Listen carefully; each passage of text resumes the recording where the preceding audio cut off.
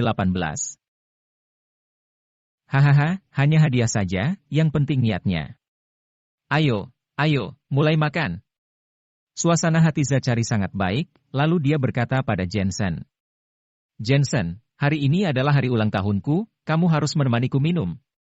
Setelah menikah selama 1 tahun, ini adalah pertama kalinya Zachary mengakui Jensen sebagai menantu di hadapan orang banyak.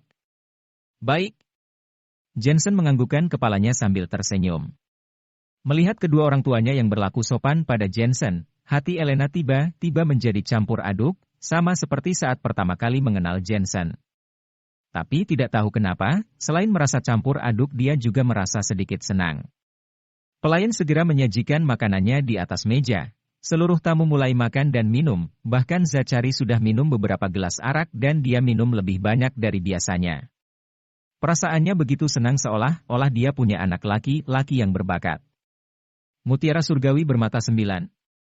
Tepat pada saat itu, seorang pria paruh baya yang mengenakan baju tradisional dan membawa beberapa orang berjalan mendekat, sepertinya mutiara surgawi bermata 9 telah menarik perhatian pria itu.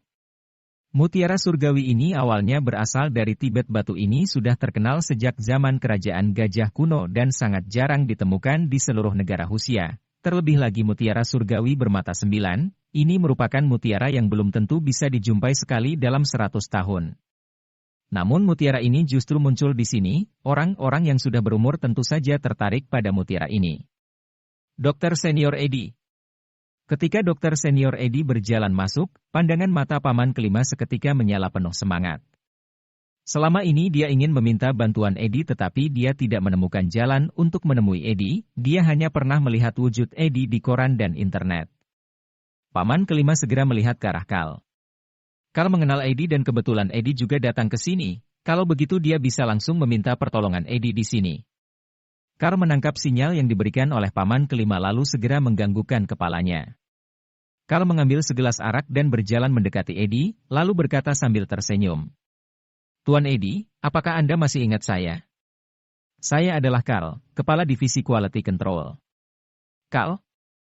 Eddie mengernyitkan alisnya, dia tidak mengenali pemuda ini. Kerabat saya mengidap penyakit yang sulit disembuhkan dan berharap untuk mengantre nomor pasien di tempat Anda. Apakah Anda bisa membantunya? Suara Carl sangat keras sehingga menarik perhatian kerabat-kerabat di sana.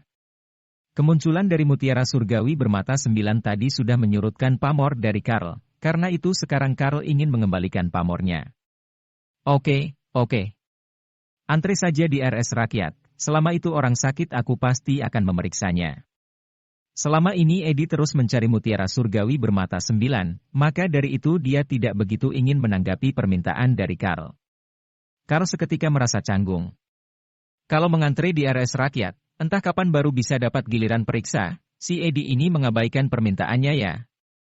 Carl lalu melihat ke arah bibi ketiga, tatapan tajam yang terpancar dari mata bibi ketiga jelas menyiratkan bahwa Carl harus membantu paman kelima. Nampaknya Carl harus membereskan hal ini, kalau tidak ibu mertuanya tidak akan bisa mengangkat wajahnya di hadapan para kerabat ini. Tuan Eddie, penyakit kerabatku ini agak spesial. Aku harap Bapak bisa membantu saya secara pribadi. Oh iya, aku adalah Kepala Divisi Quality Control. Obat yang akan kalian daftarkan di rumah sakit kebanyakan harus melalui persetujuan divisi kami dulu. Kata Carl dengan sedikit mengancam. Eddie memang pada dasarnya tidak sabaran, setelah mendengar perkataan itu suasana hatinya menjadi lebih buruk lagi. Eddie kemudian berkata dengan dingin. Carl, memangnya kenapa kalau kamu adalah Kepala Divisi Quality Control? RS Rakyat juga tidak menyalahi aturan. Masalah obat, kamu hanya perlu menilainya dengan adil. Dan lagi, jangan gunakan jabatanmu untuk mengancamku. Kalau kamu tidak ingin mengantre, masih ada orang lain yang mengantre kok. Direkturmu adalah Jerry Adam, bukan?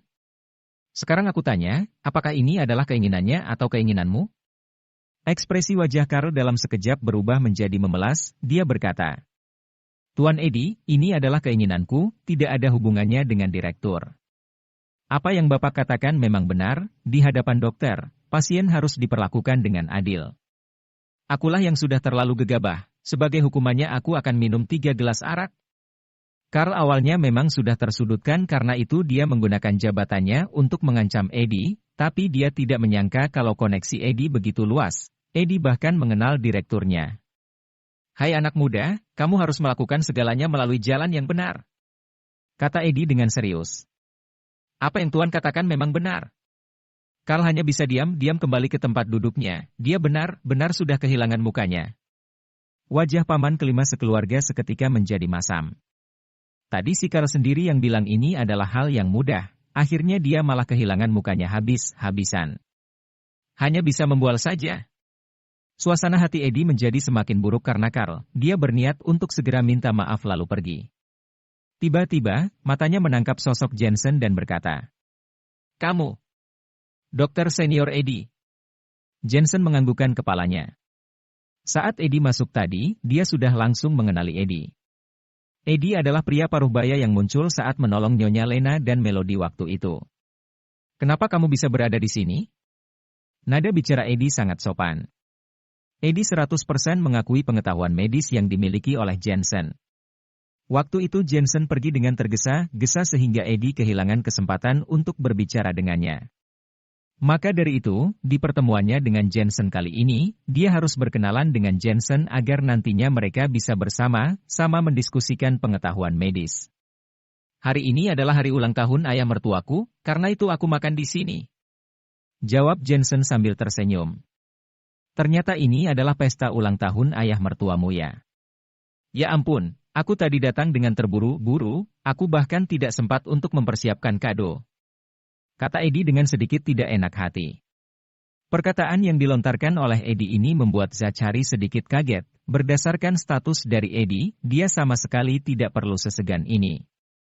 Zachary segera berdiri lalu berkata dengan senang, "Hehe, Tuan Eddie bisa datang saja sudah membuatku sangat senang. Mari sini, silahkan duduk. Pelayan, tolong tambah 1 set alat makan lagi."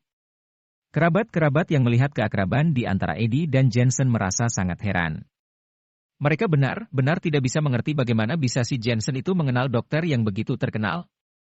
"Kakak ipar, coba lihat penyakit Vina ini." Paman kelima tiba-tiba berjalan mendekat lalu berbasa-basi dengan Ibu Elena. Ibu Elena terpaku, dia merasa seluruh tubuhnya seolah-olah sudah disiram air dingin. Rasanya begitu sulit untuk diungkapkan dengan kata-kata. Dia sama sekali tidak ragu, sambil tersenyum dia mengganggukan kepalanya dan berkata, "Tenang saja, menantuku pasti punya akal." Ibu Elena mengucapkan kata, "menantuku," dengan penuh penekanan, di dalam hatinya dia juga merasa bangga. "Terima kasih, kakak ipar." Paman kelima segera berterima kasih. Jensen masih berbincang-bincang dengan Eddie, lalu Ibu Elena tiba-tiba menghampiri mereka. Dia membisikkan beberapa patah kata pada Elena. Perkataannya ini membuat Jensen mengernyitkan keningnya. Jensen sendiri juga merupakan seorang dokter. Dia memperlakukan pasien dengan adil dan sangat tidak suka dengan permintaan jalan belakang seperti ini. Tetapi mengingat bantuan yang diberikan keluarga Lawrence selama 1 tahun belakangan ini, Jensen menganggukkan kepalanya. Setelah menikah selama 2 tahun kurang, Jensen juga sudah kehilangan ingatannya selama 1 tahun lamanya. Tanpa bantuan dari keluarga Lawrence, dia pasti sudah menjadi gelandangan di jalanan. "Tuan Eddie, ada temanku yang ingin diperiksa oleh Tuan Eddie, apakah Tuan bisa menolongku?" "Diperiksa olehku?" Eddie agak sedikit kaget, dengan ilmu medis seperti Jensen ini masih mau diperiksa dirinya? Eddie menganggukkan kepalanya dan berkata, "Tidak masalah, nanti aku akan memberikanmu nomor telepon. Besok sebelum datang ke rumah sakit kamu hanya perlu menelepon ke nomor itu." Paman kelima seketika menjadi begitu senang sampai tidak bisa menutup mulutnya. Dia kemudian menatap Carl dan diam-diam mengeluh, bocah ini ternyata memang hanya bisa membual, tidak bisa dibandingkan dengan si Jensen itu. Pesta malam ini tanpa disangka menjadi pesta yang paling membahagiakan dan memuaskan bagi Zachary. Sepanjang malam, Zachary minum lebih banyak dari tamu-tamu yang lain. Bahkan setelah pestanya berakhir Zachary juga tidak segera pulang melainkan terus berbincang-bincang dengan koleganya. Saat Jensen akan bersiap-siap pulang, tiba-tiba Elena berkata, "Jensen, ayo kita jalan-jalan." Jensen sejenak merasa heran. Mereka sudah menikah selama 1 tahun tapi ini adalah pertama kalinya Elena mengajak dirinya jalan-jalan. "Oke." Jensen tidak punya alasan untuk menolak ajakan wanita cantik. Pemandangan malam di kota Asmenia sangatlah indah. Cahaya lampu neon berwarna-warni, kedua orang itu berjalan mengarungi jalanan yang ramai. Keduanya sama sekali tidak mengucapkan sepatah kata pun. Malam ini Elena mengenakan gaun berwarna hitam, kulitnya yang putih terlihat sangat kontras dengan gaunnya. Kerah gaun Elena sangat rendah, benar-benar pas menutupi pemandangan indah yang ada di baliknya. Tulang selangkanya menyembul dengan cantik di bawah lehernya, kedua kakinya mengenakan stoking berwarna kulit, disertai dengan sepasang sepatu hak tinggi. Ketika berjalan bersebelahan dengan Jensen yang terlihat biasa, Elena menarik perhatian banyak pria.